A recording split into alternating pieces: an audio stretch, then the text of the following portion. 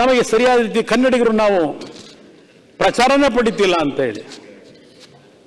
ನಿಮ್ಮ ಪ್ರಚಾರನೇ ಪಡಿತಿಲ್ಲ ಅನ್ನೋದಕ್ಕೆ ನೀವಿಲ್ಲಿ ಹೇಳ್ತಾ ಇದ್ದೀರಿ, ಇಲ್ಲೇನು ಹೇಳ್ತೀರಿ? ಇವತ್ತೇನು ಹೇಳ್ತಾ ಇದ್ದೀರಿ?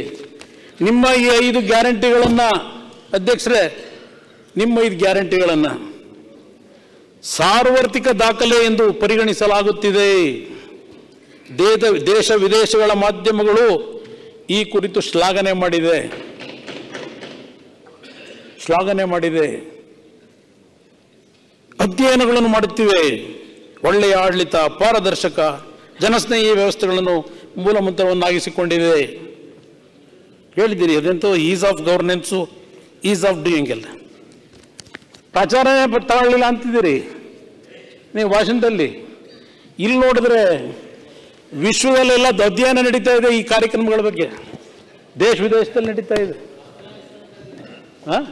ಏನು ನಡೀತದೆ ಅಧ್ಯಕ್ಷರೇ? ಇವ್ರು ಹೇಳೋದು ಇದನ್ನೇನಂತ ಕರಿತೀರಿ? ಈ ಭಾಷಣ ಆಗಿದ್ರೆ ಸುಳ್ಳು ಅಂತ ಕರಿತೀರೋ, ನಿಜ ಅಂತ ಕರಿತೀರೋ? ಪ್ರಚಾರನೇ ತಗೊಂಡಿಲ್ಲ ಅಂತಾರೆ. ಪ್ರಚಾರದ ಬಗ್ಗೆ ಹೇಳ್ತೀನಿ.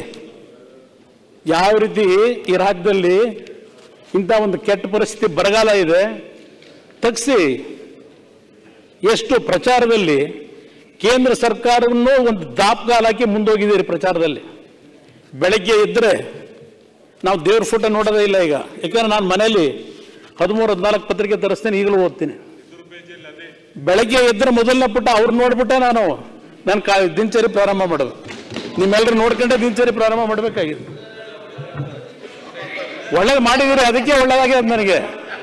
ಒಳ್ಳೇದು ಮಾಡಿದ್ರಿ ಅಂತಲೇ ದಿನ ನಿಮ್ಮ ಮುಖ ನೋಡ್ತಾ ಇದ್ದೀನಿ. ಒಳ್ಳೇದು ಮಾಡಿದಿರಿ ಅಂತ. ಇಲ್ಲಿ ಹೇಳಿದ್ದು ಕೇಳಿದ್ರೆ ಪಾಪ ಪ್ರಚಾರನೇ ಗಿಡ್ತಾ ಇಲ್ಲ ನಮಗೆ.